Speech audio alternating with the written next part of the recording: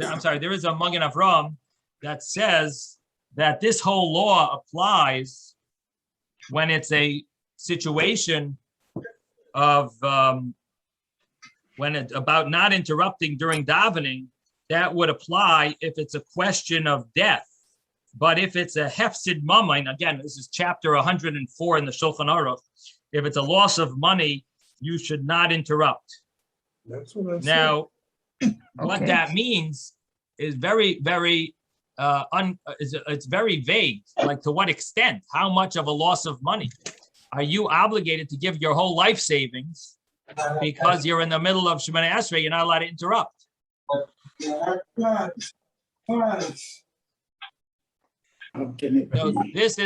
this would be a very, very surprising. So there's a lot of debate about this. To what extent would this hefted mammon apply?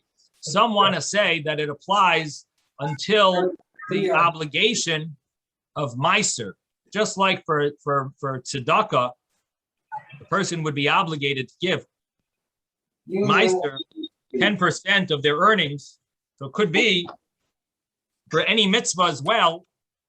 It would be the same thing, that you would be obligated to give that same maximum amount of 10% of your earnings. Some say it's not even limited to that. Some say that maybe it's even more, up to a fifth of one's until a fifth, that a person would be obligated to give, not to transgress a mitzvah. The issue that the commentaries deal with is comparing this law to the laws of lulav and esrog. And they deal with the fact that over there, how much would a person be obligated to pay for a lulav and esrog? To what extent, how much of your funds would you be obligated to give to buy a lulav and esrog? So what comes out is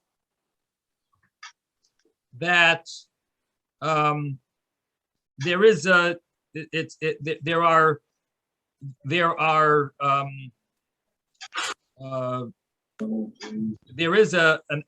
serious obligation for a person not to interrupt their davening, even to the extent that they would have to give a substantial amount of money.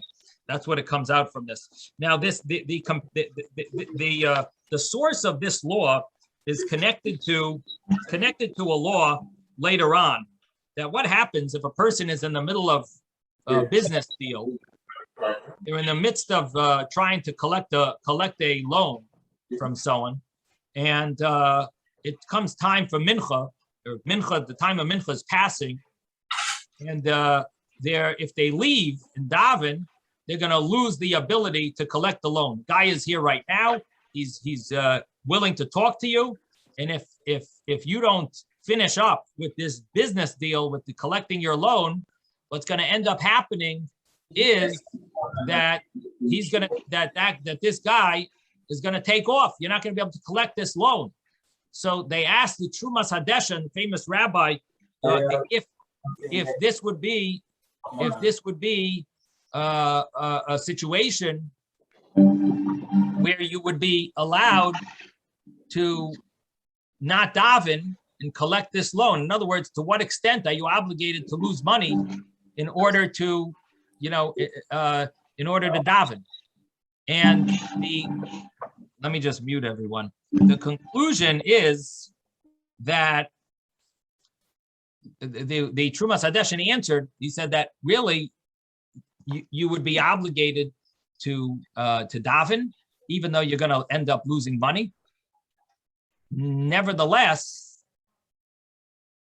if you didn't listen to this psak, if you didn't follow this verdict, and you ended up waiting to collect your loan, and you miss mincha, you will be allowed to daven Ma'ariv twice. You will be allowed to do a makeup. Normally, a makeup you can't do if you purposely transgress and don't pray. So if you purposely don't pray mincha, you would not be allowed to make up and do two Ma'arivs. But here, it's not called doing it purposely. Why is there so much background? If you here, you didn't do it purposely, you were overwhelmed with the thought of losing having such a financial loss, and therefore you didn't daven and you waited to finish this discussion with this guy who you're trying to get your money back.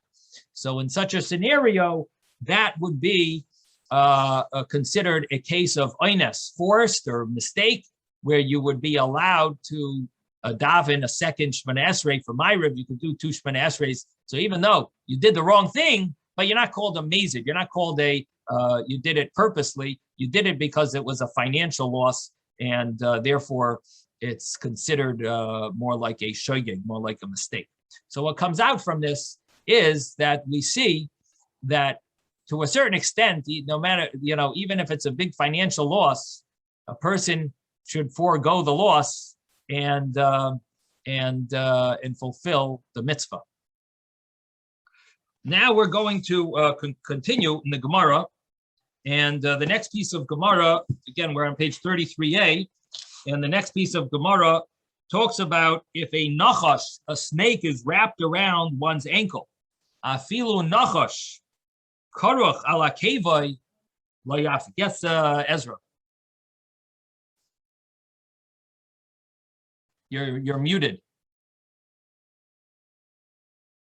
The line before, how would you translate Hasar venifta oto chasid lebeto leshalom? And he was putter on the situation and allowed the chassid to go home, or how is that translated? He niftar oisei chassid. The chassid was released. He was given the permit to go home in peace, or he left in peace.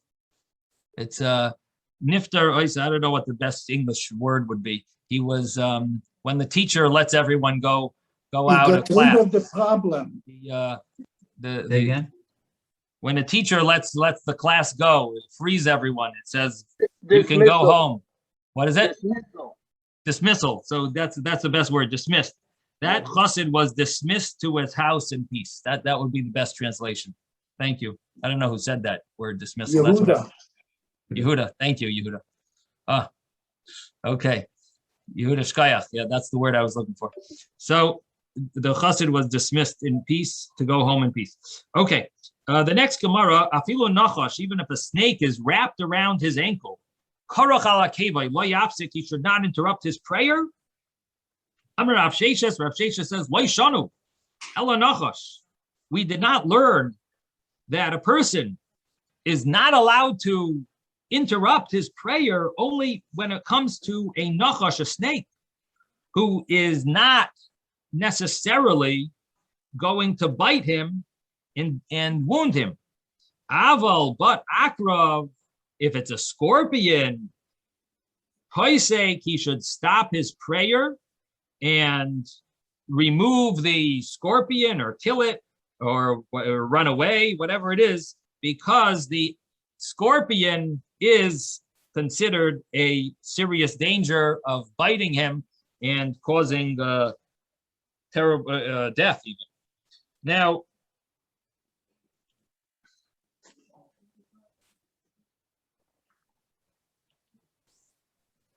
there is discussion here. What are we really dealing with? Is it an issue of doing an act of interruption, or is it an issue of saying words of interruption? Are we just dealing with the fact that he's going to be moving out from his place of prayer because he's walking away, or are we talking about he's going to call for help? Does it need to be a sakana? Do you need to be in a case of life danger? Does your life need to be in danger for you to walk away from the Shemona Esrei, to walk away to another place? Or is that permissible even if it's not life in danger? Here, we're talking about you're saying words of interruption. That is even in a place of life.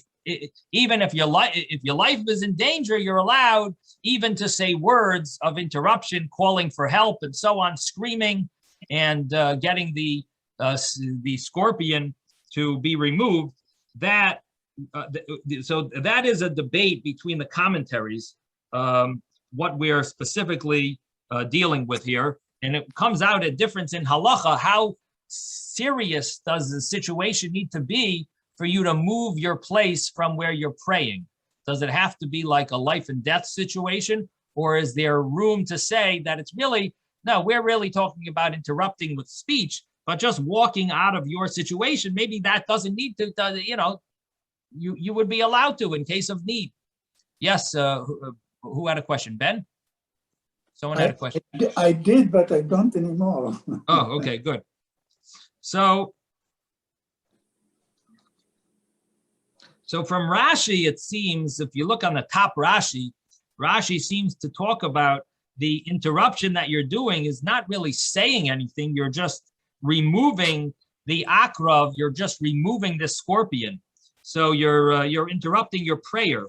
But the Rabbeinu Yoina seems to learn that we're dealing with speech as a interruption. But just to walk away from the place and do something, that would,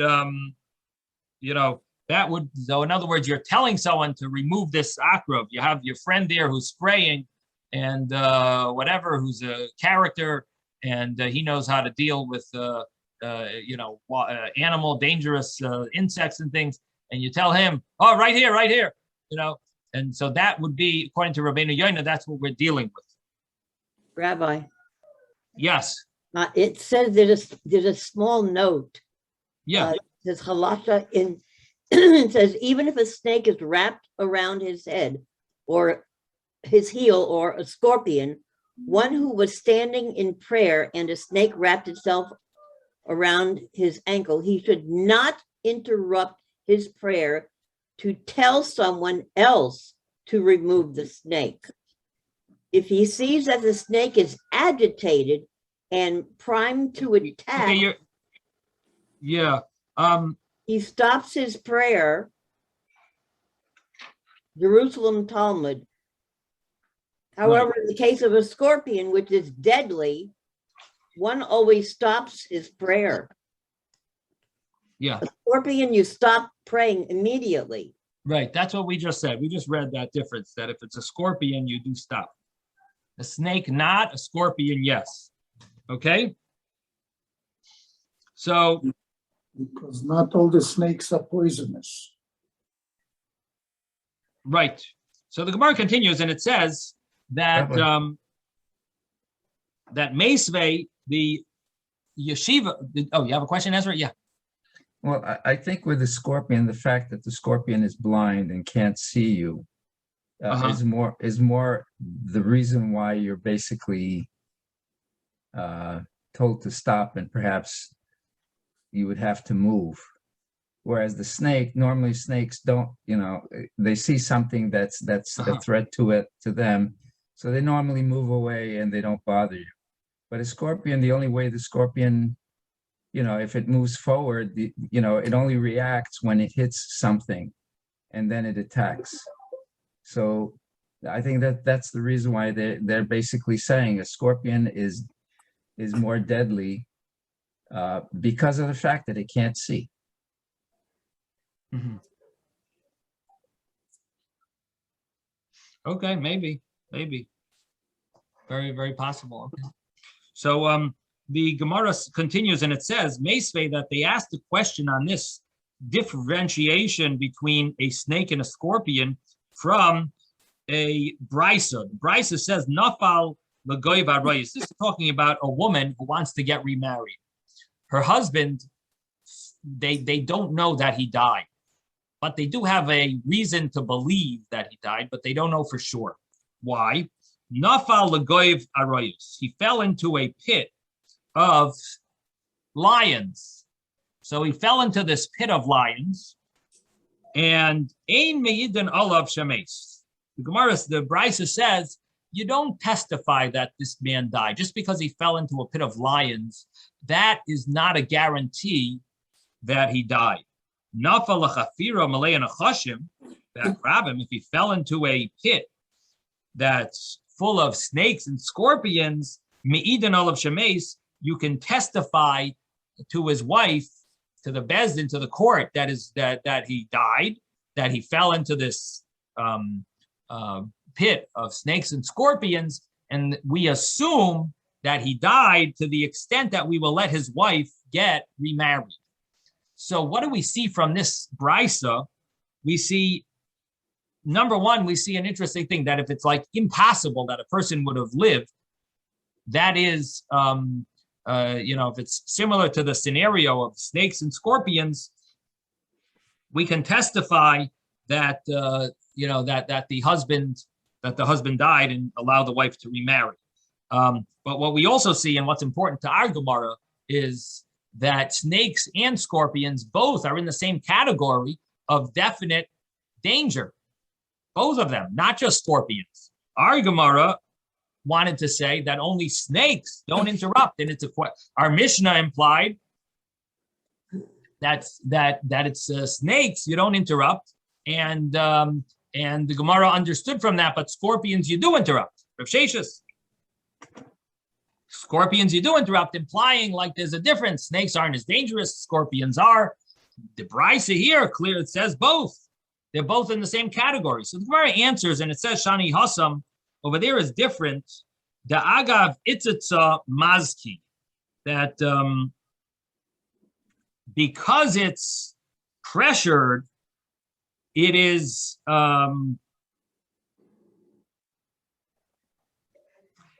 definitely going to bite and kill. And so the point is that if a snake is just wrapped around your leg, that would not be a situation of danger, and there you would not interrupt. But a scorpion would be dangerous. If you fell into a pit of snakes, that would be considered dangerous because you're falling onto them. So the pressure that you're scaring them with is going to cause them to fight back.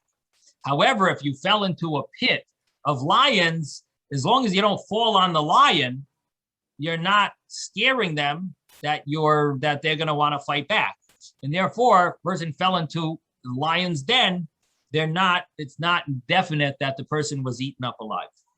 And that's the conclusion. Now, what Susan mentioned, it seems like I don't know what you were reading there, but it's from the Tosfos over here brings that what happens if the snake is instigated to go towards you. So if it's like aggressively heading towards you, you are allowed to stop. And that's based on the Jerusalem Talmud. The Jerusalem Talmud says that it's coming with anger towards you to harm you. And then Tosfos deals with when you go back to daven the Shemona Esrei, where do you start from?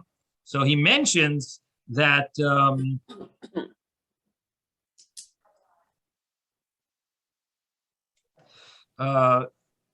you should begin from the beginning of the bracha that you interrupted. But if you're in the first three or the last three, then you begin at the beginning of those three, because those three go together, the first three blessings and the last three blessings. But if you're in the middle, you start from that's the Tosfos over here. If you're in the middle blessings, you just start from that blessing. Again, there are 13 blessings in the middle of Shemona Esrei. There are 3 in the beginning and 3 at the end. So the first 3 and the last 3, they are like one entity.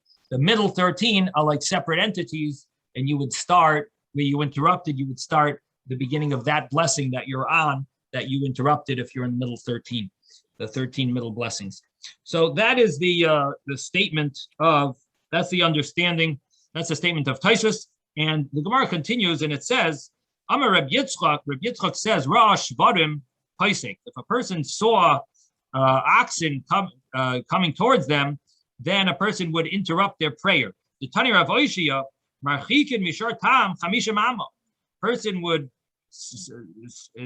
separates from a short tam, an ox that's not usual to gore. You should separate 50 amos. That's like 175 to 100 feet, and it's because it's not so dangerous. And from an ox that gores, Mishar Hamuad, from an ox that gores, a muad, a shard that's usual to gore, that already did it 3 times, that you're supposed to separate Kamalai Einav, that the extent that you don't see it. If you go far, that it's not visible. Isn't it from his eyesight? From the animal's eyesight, that way it doesn't see you? You know what? I'm not sure. You tell me. Is that how they translate it? Yep, I don't know. That's the way I would translate it. That It does, that you don't fill its eye. So in other words, it doesn't see you. So it's not in his line of sight. So you don't force it to do something not proper. until it doesn't see you. Okay. Let's see. What is that? What the English says, Susan? It says here, his eyes. it says here, one distanced himself 50 cubits from an innocuous ox. No, the All right. next What line. about the second part? An ox with no history of causing damage, and No, from no, a forewarned ox, Shor Muad, an ox whose owner was forewarned because his ox has gored 3 Yeah. times already. One distances himself until it is beyond eye shot. It says eye shot. Yeah, but Yeah. the meaning is the animal's eyes. Yeah, you think so, Ben? Okay. Definitely, it's his eyes, yeah. It was taught in the name of You're a talking rabbi about the Meir animal. said the head of the ox is, never mind, that's something else. Right. Sorry. So your translation doesn't clarify whose eyes. I would just the translation that I gave was, the human's eyes, because you know how far you see. You don't really know how far the animal sees. But maybe it means, you have to hide from it, so to speak. So until it can't see you, but Right. in He any wouldn't event, attack you if he can't see you. but maybe it smells you. So I don't know. No, No, Rabbi, maybe it it wouldn't wouldn't still tell you. doesn't smell. If it was you, it would say Kimalea Enecha. I don't know. Mole lugmav. What is mole lugmav? I'm not sure if that's a good proof. You know what I mean? Mole lugmecha should say. Mole lugmav. Person Yeah, who's but either Mole Enecha Einav, the or person. Einav. Marchikin. Enecha is yours, It- Einav is his. Maybe. Okay. Listen, I'm not arguing. Maybe. Yeah. Okay. Sounds good. Maybe. Okay. So the Gemara continues and it says, you could look this up. It's in chapter 104 of Shulchan Aruch. Yeah, let's just see if it, just to give you a feeling of correctness. Let's see if what it says in Shulchan Aruch.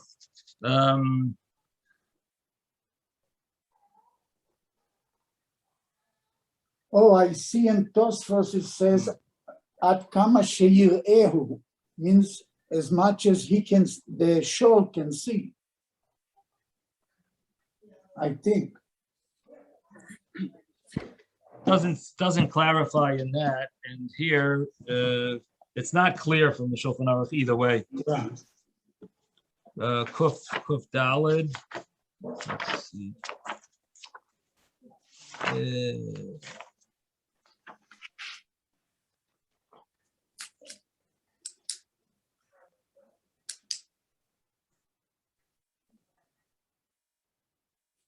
Okay.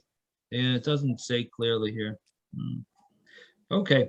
In any event, maybe you're right. Maybe it means the animal's eyes. Tanad Mishmei de Rebbe Meir. We learned in the name of Rebbe Meir, Reish Torah B'Dekula. The head of it, if you see a head of a ox inside a basket, in other words, that it's busy eating its straw. It's in the basket that has its straw, the trough.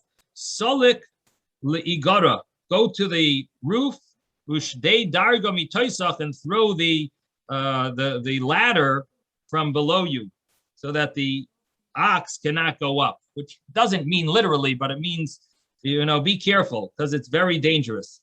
Amar Shmuel Hani Mili B'Shar Shocher. Shmuel says this applies when it's a black ox, Uvayoyme Nisan, and in the days of Nisan, when the land is full with grass, after the entire winter that didn't have any grass, so it's the Yoyme Nisan, it's the days of Nisan, which is like Pesach time. Mipnei shehasatan meraked loy bein karnov, because the satan is dancing between its horns. Now, what does that mean? That somehow the animal has some type of a yetzer hara. It has a evil inclination. The satan is dancing between its horns. Sounds like the ox has an evil inclination, and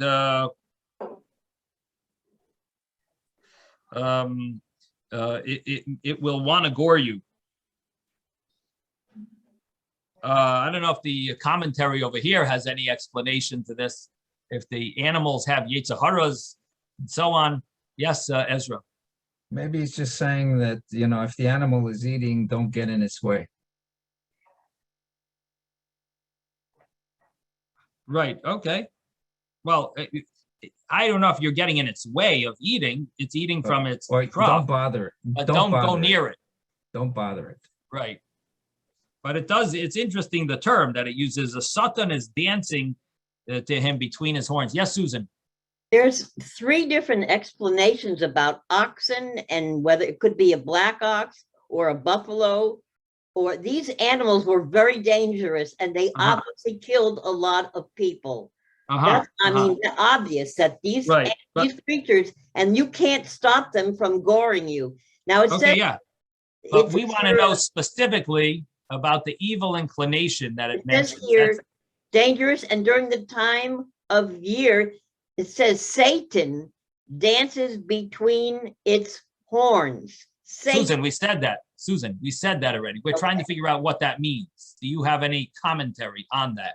Don't like repeat what we did. Try to see if there's any commentary on it. That's the benefit of. There's a bunch of explanation, but well, see if you see anything that sounds good to you, and then share it. If you think it's good, a good explanation. Does the animal have an evil inclination? Does Satan? I'm looking. You're going to give me a chance. That's the question. Okay, yeah. Rabbi, no rush.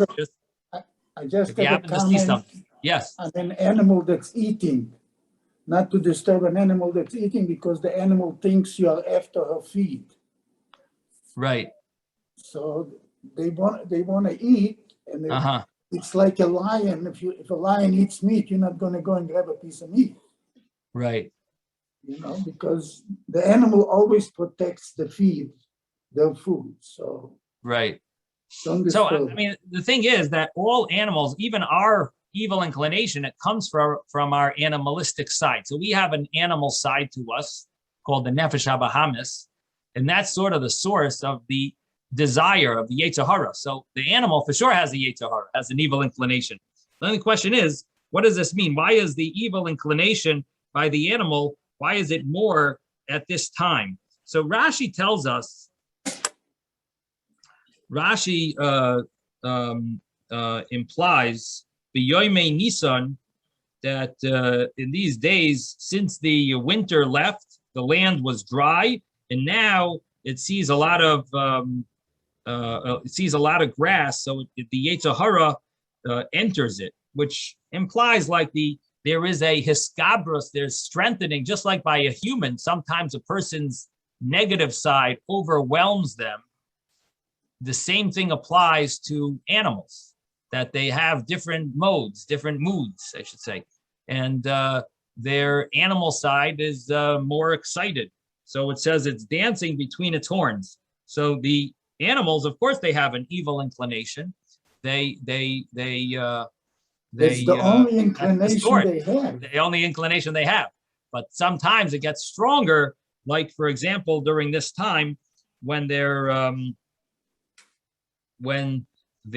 see all the grass around, it somehow gets them, like it excites them, it instigates them. Yes, Susan. It says very specifically that the animal gets very dangerous on Shabbat and festivals. Uh-huh. On this, on the bottom of the page of the Steinsaltz, it says that it could be an innocuous animal towards humans, but it could also be goring other oxen. But particularly, for example, on Shabbat and festivals, it may be considered forewarned on those days alone. You have to, and during the rest of the week, the animal that's Right. known to In any event, okay, all right. on That's Shabbat interesting. and festivals. So That's interesting. Okay, very good. Well, it looks like our time is up. Yes, Avram. Rabbi, just before we go, I'd like to just share an experience in a parking lot I had. Yeah. I drove into a very packed rest stop, and there was one space that I went into. There was a car facing me, directly facing me, and it somehow there was blocked. He couldn't get out in the back. So I drove in, and I realized there's nobody in it, that it was time for Mincha, and I got out. I think I'm a yarmulke, not a cap. And I davened. I just started Shemon Esrei, and a couple got into the car that was facing me. And I thought, this is very awkward. Either they're going to hoot their horn or get out and tell me to move. And I thought I'd just sort of stay. It was distracting. And I went all the way through it, and they were still looking at me. And I then went into my car and drove out, and they drove forward. So why were they looking at me? It was absolute respect of what I was doing. They didn't want to disturb me. So there is a positive side to the parking lot situation. Right. And I could have gone up and hugged them. I thought to show that kind of respect for me was unbelievable. Maybe they were Christian folk, I don't know. Right. Very nice. Very nice. Okay. Shkoyach. That's a good story. Good story. Okay. Zay Guzot, everyone. We'll see you Rabbi. later. Yes. Thank you, yes, Rabbi. David. Yeah, I know we're over time, but I found the answer to the question about why it says Magen Avraham that we were talking about yesterday. Yeah. Yeah, so this is in My Prayer by Rabbi Nissen Mendel. Yeah. So he says, it's very, okay, so he says, we come to Hashem not as strangers, but as children of Abraham, who was the first to recognize God and with whom God made an everlasting covenant. And then it says that each, according to our sages, each of the blessings of Shemon Esrei tells the story of some miracle that happened in the past, which was the first occasion when the blessing was said by the angels. So each of the blessings of Shemon Esrei was said by the angels first, and then the men of the Great Assembly assembled the actual formal wording. So the first thing was God saved Abraham from the burning furnace. And when that happened, the angels praised God with the blessing of Magen Avraham, the shield of Abraham. When Isaac was taken off the altar, where his father Abraham was bound him by God's orders, the angels praised God with the blessing of reviver of the dead. Jacob's sanctification of God's name in Beis after his dream was the occasion for the angels to praise God with the blessing of Kel Kodosh. So each of the blessings was preceded by the angels blessing, saying that exact blessing to Hashem based on the miracle that took place. And it has, after that is Yosef, and then Reuven, and then Yehuda, and then Avraham recovered from the circumcision that's heals the sick, and on and on. It has the whole 19 blessings. And the reason why they were said and how they were said by the angels before the men of the Great Assembly assembled the Shemon Esrei. Beautiful. Beautiful. This is all from Pirkei the Rabbi Eliezer. Okay, it's a medrash. Yep. Very nice. Beautiful. Thank you, David. Okay, Zay Guzot, everyone. Thank you, Rebbe. Thank you, Rabbi.